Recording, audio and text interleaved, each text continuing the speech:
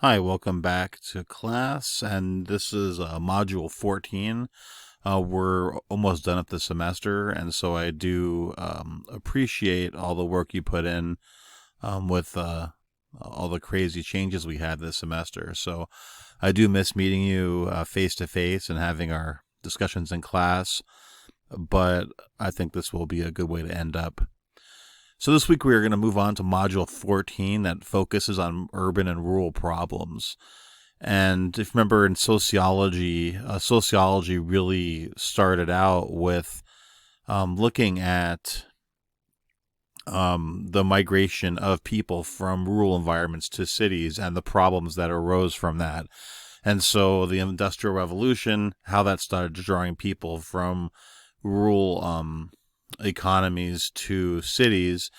Now there's sociologists who study the opposite and look at people who live in cities and issues that people live in the country and issues that happen outside of cities. So sociology does encompass all that, but initially the field of sociology started out in looking at urban problems. So this week we're going to look at urban and rural problems, and you'll read the text again and watch a short video on environmental racism.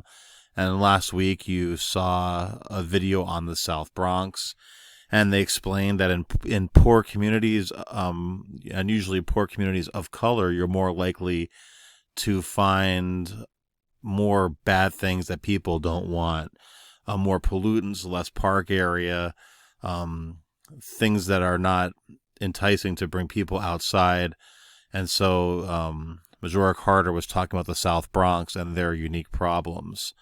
Ironically, my family lives, just a couple of miles away from where she discusses, and it's totally different. Where they live, you have tree-lined streets, you have a lot of parks, you have clean air, you have water you can swim in, if you're brave enough to jump in the Bronx water. But people do. You can fish, you can recreate freely and not have to worry about environmental issues. So that's just a short trip from where she's living. And so discussing the fact that what you have in her neighborhood versus what you have in my family's neighborhood, we get to the idea of environmental racism. And that's a main topic in sociology these days, and looking at how when you have concentrated poverty and you have a larger concentration of minority people, you're generally going to have more things put there that they don't want, things that nobody wants in their neighborhood. And she discusses that. And so there's a term for that, again, environmental racism. And it also does get into the idea of some neighborhoods that might have more white people and still having the bad things. That still falls in line with environmental racism.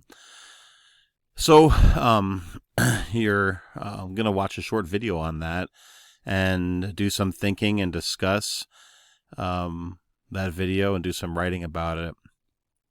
You're going to start responding to the initial threads from last week and complete part 1 of your assignment and get started in the second part. And again, this is just a short paper. We're just going to write these 2 short parts, and we're going to throw them together at the end, and you guys will share them with each other and have a discussion about them. And I think it'll be a way to show that you did indeed get something from this class. I hope you did. And it's a way to tie things together at the end. I normally have you do a final project with groups of people, and you're talking to students, but of course we can't do that this semester. So we have our unique problem that we had to try to find a way around, and I do appreciate the people in the class who decided to stick with it.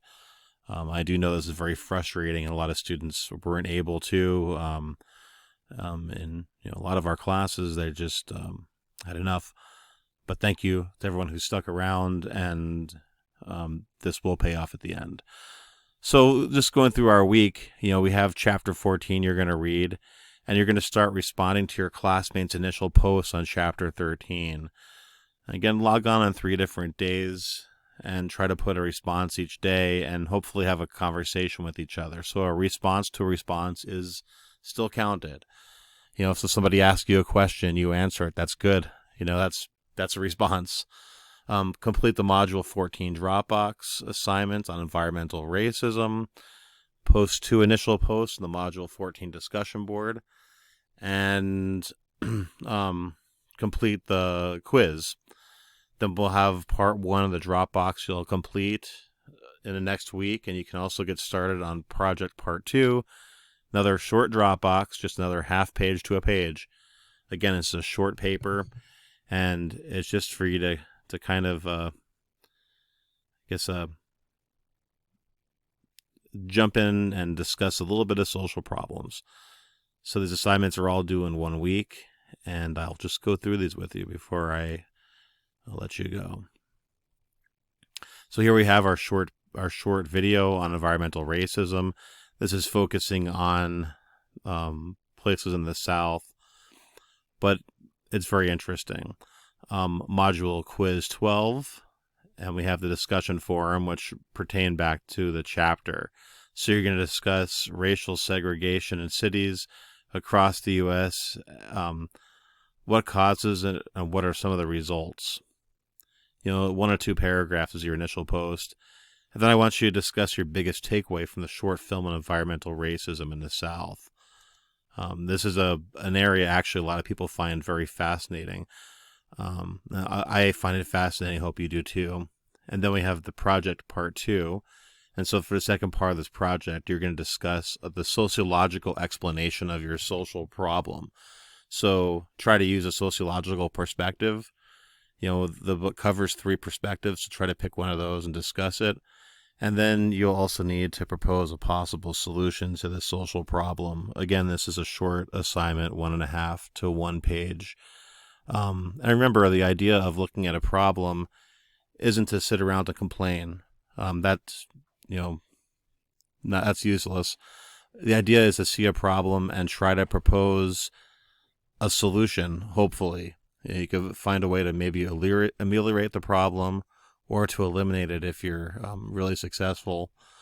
But I want you to try to pick some way to make the problem less of a problem or get rid of it.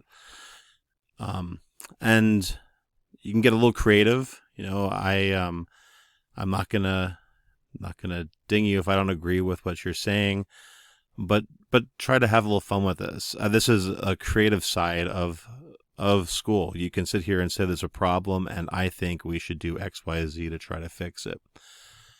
Again, try to have some fun with this.